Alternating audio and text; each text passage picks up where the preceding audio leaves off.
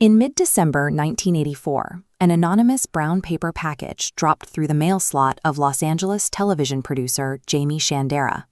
The parcel was unaddressed and bore only an Albuquerque postmark. It contained nothing but an undeveloped roll of 35mm film. Once developed, the film yielded photographs of briefing papers. Among them was an 8-page dossier stamped Top Secret, Eyes Only, referred to by investigators as the Eisenhower Briefing Document. These photographs outlined a specific bureaucratic history. They claimed that in 1947, U.S. President Harry Truman signed a classified executive order to establish a new shadow agency. The operation was codenamed Majestic 12. According to the text, the committee consisted of a dozen elite scientists and military generals. Their exclusive objective was to recover and exploit crashed alien spacecraft. This delivery provided the top-level bureaucratic paperwork that researchers had sought for decades. It offered the specific documentation needed to validate the long-standing rumors of a Roswell cover-up. Prominent researchers in the UFO community, like Stanton Friedman and Bill Moore, examined the briefing papers and publicly declared them authentic.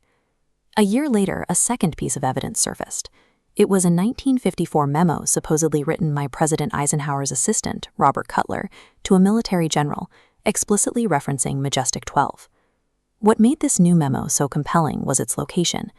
Researchers found it sitting physically inside newly declassified files right at the National Archives. In October 1988, a syndicated television broadcast introduced the Majestic 12 papers to the American public. The special also gave many viewers their first introduction to a highly restricted Nevada test site known as Area 51.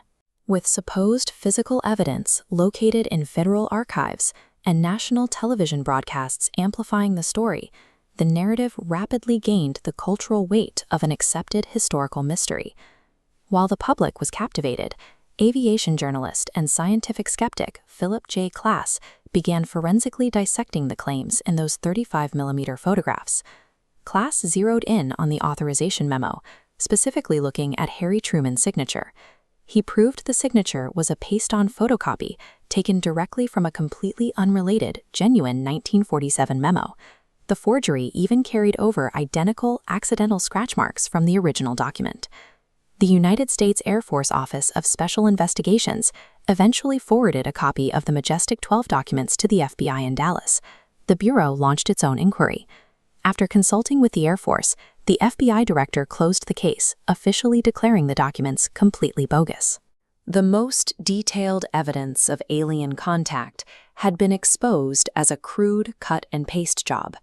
Yet someone had gone to elaborate lengths to photograph these papers and plant supporting documents in the National Archives, and their identity remained entirely unknown.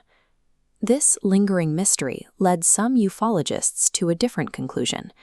They proposed that Majestic 12 was actually a deliberate disinformation campaign orchestrated by the U.S. government itself. Researchers pointed to Richard Doty, a man connected to Air Force intelligence, who previously fed fabricated alien documents directly to eager UFO investigators.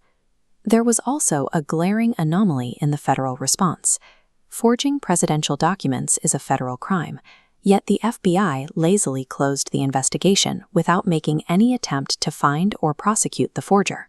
The theory suggests the military tolerated the forgery because a public obsessed with chasing imaginary aliens provided an excellent distraction during the Cold War.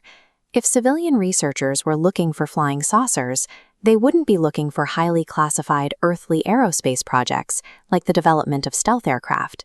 Secretive military test flights over the Nevada desert frequently generated civilian UFO sightings.